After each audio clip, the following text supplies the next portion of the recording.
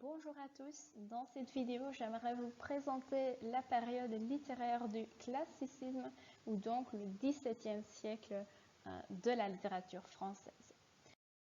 Dans cette vidéo, on va commencer par un cadre spatio-temporel où je vous présente la politique, la religion, la société et la langue. Ce sont les mêmes catégories qu'on a déjà présentées pour les autres périodes, donc comme ça vous pouvez bien comparer ce qu'on a déjà vu. Ensuite, je vais vous présenter les caractéristiques littéraires, d'abord en général et ensuite plus spécifiquement pour le prose et au théâtre. Ensuite, il y aura quelques représentants littéraires, donc les auteurs les plus connus de la philosophie du théâtre et le nouveau genre des contes et des fables.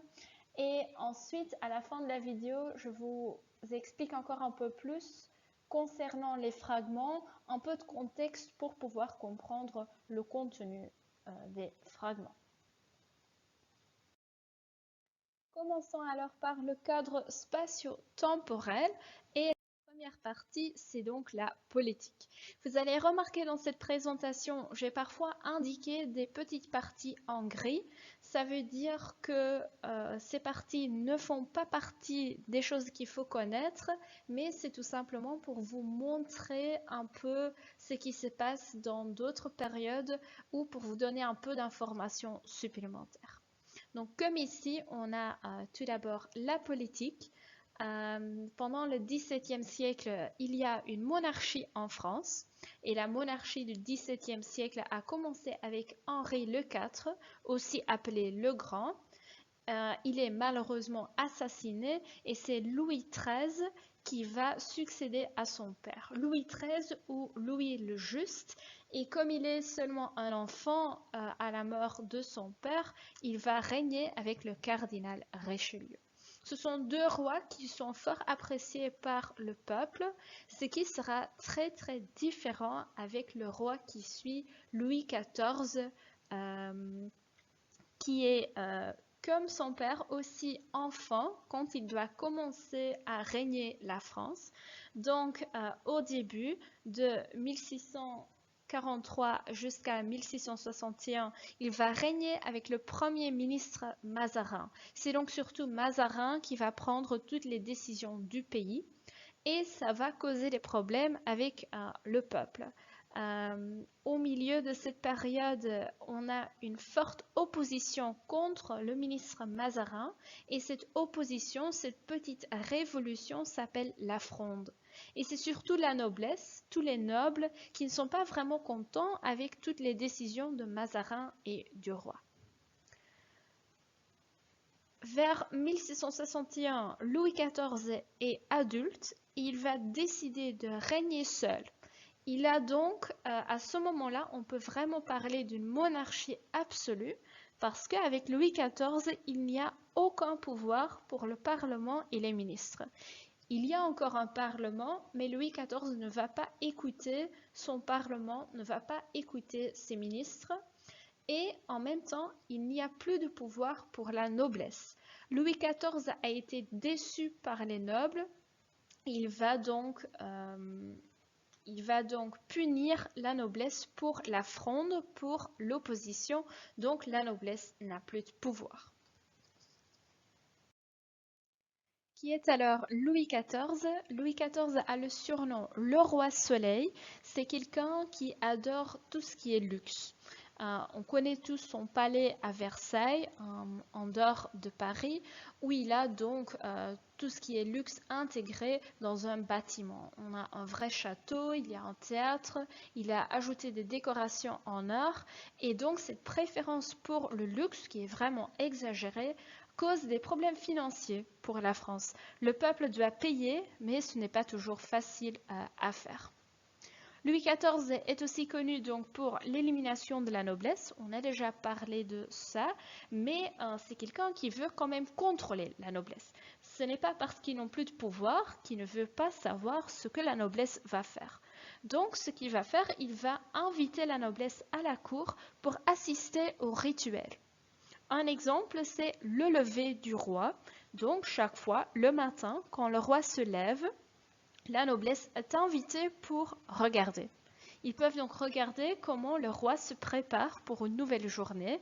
C'est un peu stupide, mais comme ça, le roi peut contrôler la noblesse, et la noblesse a encore l'idée d'être invitée chez le roi, c'est quand même une sorte de honneur. Ce qu'on voit aussi dans la politique de Louis XIV, c'est qu'il n'aime pas vraiment les autres religions. Il n'y a pas de tolérance religieuse, mais on va encore parler de la religion un peu plus loin dans cette vidéo. Le roi a malheureusement une mauvaise santé, donc il est quand même considéré comme un roi faible dans l'idée du peuple. Il s'est marié, il avait aussi une maîtresse, et plus tard il va même marier cette maîtresse aussi. Deuxième élément dans votre cadre spatio-temporel, c'est la religion. Dans la période précédente du Renaissance, on a déjà parlé de la religion et on a vu qu'il y avait beaucoup de problèmes, qu'il y avait beaucoup de changements dans la religion avec la réforme et la naissance du protestantisme. Dans le classicisme, on voit que les problèmes de religion continuent. Et c'est-à-dire, on va organiser la contre-réforme, une réaction forte contre ce protestantisme qui était né pendant la Renaissance. Et c'est quoi exactement la contre-réforme? On veut montrer la vraie foi chrétienne. On veut donc montrer que le protestantisme n'est pas important, mais on va rendre la foi chrétienne plus claire en précisant les règles qu'il faut suivre pour être un bon chrétien. Et c'est vraiment influencé par le roi. Louis XIV était catholique, donc tout le pays devait être aussi catholique comme le roi. On voit pour la religion qu'il y a donc une forte réaction contre ce qu'on avait dans la Renaissance. Pour la société, c'est un peu différent. On peut dire qu'on va continuer un peu avec des choses qu'on avait déjà dans la Renaissance. C'est-à-dire, le classicisme est connu pour son retour au classique, un retour à l'Antiquité. C'était déjà commencé dans la Renaissance. Et dans la Renaissance, on avait cet idéal de homo universalis, quelqu'un qui est capable de beaucoup de choses, qui est au courant de beaucoup de choses. Et ça continue un peu dans le classicisme, mais là, on va encore préciser cet idéal. On ne parle plus de homo universalis, mais on a l'idéal de l'honnête homme. L'honnête homme, c'est quelqu'un qui connaît le monde, qui connaît le cours, donc de préférence quelqu'un noble. C'est quelqu'un qui a beaucoup de respect pour les usages. Il faut savoir, le classicisme, c'est une période où on adore l'ordre, où on adore les règles. Il faut avoir des règles claires, il faut avoir de l'ordre dans la société. Donc l'honnête homme, c'est quelqu'un qui va respecter cela. C'est comme homo universalis, quelqu'un qui s'intéresse pour beaucoup de choses, plus spécifiquement pour les arts et pour les sciences. Et quand on regarde plus tard les auteurs connus de cette période, on voit que ce sont des hommes typiques, des exemples typiques de l'honnête homme. Très souvent, les artistes ou les auteurs sont aussi des scientifiques, des mathématiciens, des physiciens, donc ils ont déjà cette idée de l'honnête homme. Et donc, c'est aussi quelqu'un qui se conduit selon la raison. La raison, c'est la pensée logique. De nouveau, ça montre la préférence de l'ordre qu'on a déjà dans la société. Pour pouvoir devenir un honnête homme, on a quand même besoin d'un bon exemple. Et c'est souvent dans le spectacle qu'on va montrer les bons exemples. Voilà aussi pourquoi le spectacle est très populaire pendant la période du classicisme.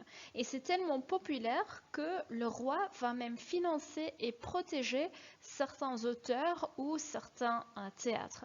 Par exemple, Louis XIV a ordonné la construction de la Comédie Française à Paris.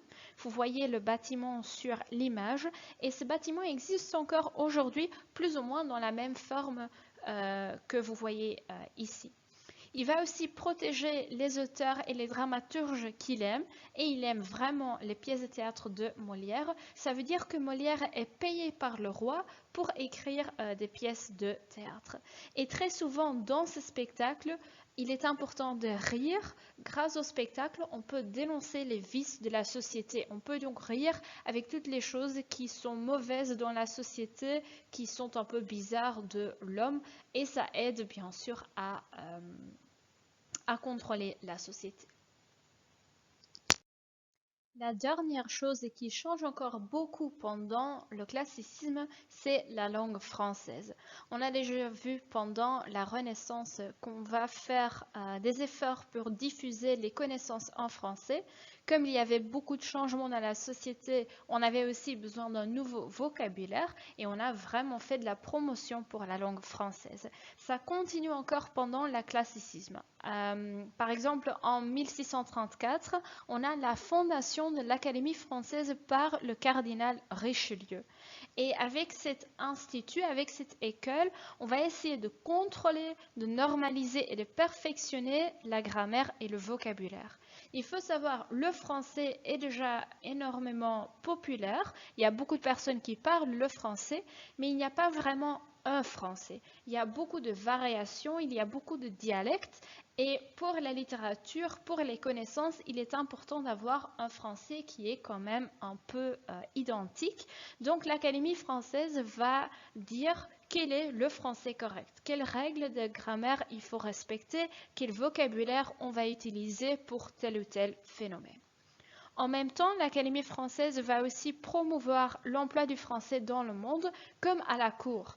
La France est un pays très fort, très puissant à ce moment-là, et on parle le français. Donc dans beaucoup d'autres pays, on veut faire la même chose. On veut parler le français parce que c'est chic d'être comme la France. Comment est-ce que ça fonctionne? Alors, l'Académie française, il y a beaucoup d'auteurs et de poètes qui sont membres de l'Académie française et ils vont organiser des prix littéraires. On peut gagner quelque chose. Ils vont organiser des réunions littéraires pour parler des œuvres de cette période et ils vont aussi organiser des discussions de la langue. Et comme ça, on va essayer de trouver la norme, de trouver le français qui est correct à ce moment-là. Deuxième partie de